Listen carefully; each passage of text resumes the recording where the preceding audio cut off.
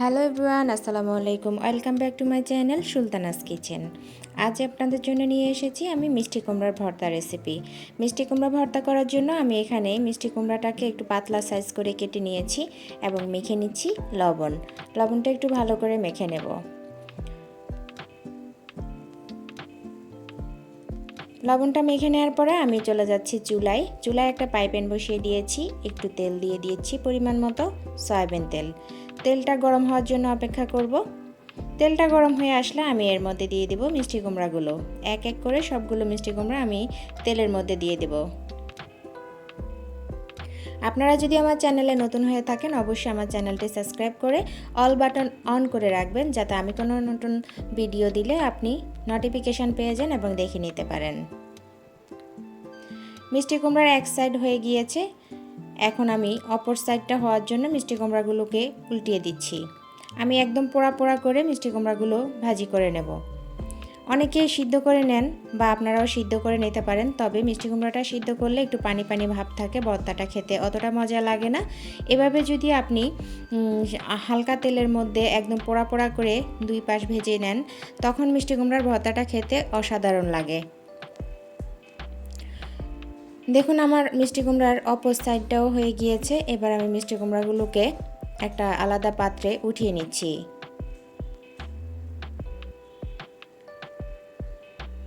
দেশ এবং দেশের বাইরে যে যেখান থেকে আমার আজকের ভিডিওটি দেখছেন সবাইকে জানাচ্ছি অনেক অনেক ভালোবাসা। আমি মিষ্টি কুমড়োগুলোকে আলাদা একটা প্লেটে উঠিয়ে নিয়েছি। এবার চলে যাব মূল ভর্তা রেসিপিতে।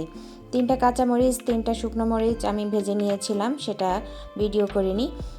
পেঁয়াজ নিয়েছি, ধনিয়া পাতা কুচি নিয়েছি। এবার আমি হাতের সাহায্যে মরিচগুলো খুব ভালো করে গুঁড়ো করে নিচ্ছি, সাথে কাঁচামরিচটাও ভালো করে সিদ্ধ হয়ে গিয়েছে ভাজির সময়। এখন ওটাকেও আমি ভালো করে শুকনো মরিচের সাথে মথে নিচ্ছি। আমার ভিডিওটি যদি আপনাদের কাছে ভালো লেগে থাকে অবশ্যই শেয়ার এবং কমেন্ট করবেন। সবগুলো উপাদান আমি ভালো করে এখন হাতের সাহায্যে মেখে নিব। দিয়ে দিয়েছি পরিমাণ মতো লবণ এবং কাঁচা পেঁয়াজটা আমি মেখে নিচ্ছি। আজকের ভর্তায় আমি পেঁয়াজটা কাঁচাই ব্যবহার করছি। মিষ্টি কুমড়ার ভর্তায় কাঁচা পেঁয়াজ ব্যবহার করলে বা দিলে ভর্তাটা খেতে অনেক বেশি ভালো লাগে।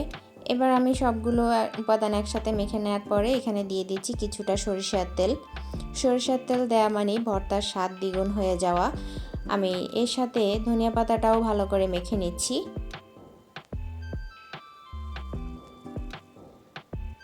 আমার রেসিপিটি ফলো করে অবশ্যই একবার বাসায় করে খাওয়ার চেষ্টা করবেন, তাহলে বুঝতে পারবেন যে এই ভর্তাটা কতটা মজার হয়ে থাকে।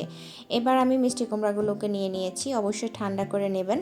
এবার হাতের সাহায্যে আমি সবগুলো একসাথে মেখে নেব।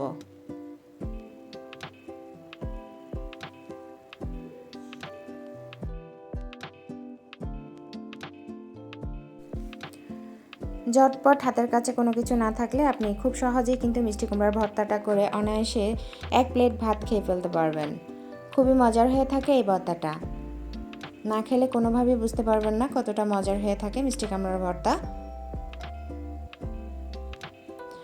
আমি সবগুলো উপাদান ভালো করে মেখে নিচ্ছি। অনেকটাই মজার হয়েছিল এবং দেখতেও খুব লোভনীয় হয়েছিল।